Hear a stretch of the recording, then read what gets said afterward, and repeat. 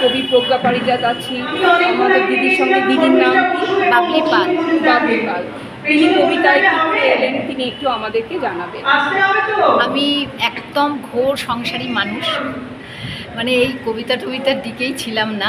যখন সংসার ছেলেপুলে মানুষ করে তাদের দাঁড় করিয়েছি, তারপর মানে আমার শিল্প সত্তাটা ছোটো থেকেই ছিল, কারণ আমার মায়ের ভিতরে ছিল এটা। আমার মা আর কি সব দিকে সব মানে শিল্পীর সমস্ত গুণ তার ভেতরে ছিল। সেই জিনিসটা আমার ভেতরে কিছুটা হলেও আমরা ছোটোবেলা থেকে দেখে এসেছি।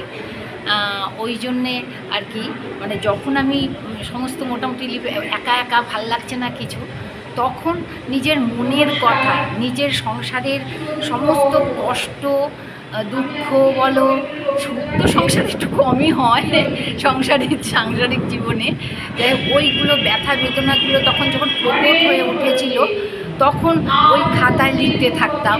ওটা মানে কবিতার আকারে হোক, গল্পের আকারে, একটু নিজের মনের কথা লিখতে থাকতাম।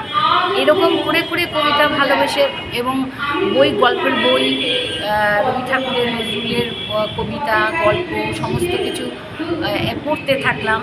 পড়তে পড়তে ভালোবাসাটা জমে গেল, সেখান থেকেই লেখা শুরু করেছি।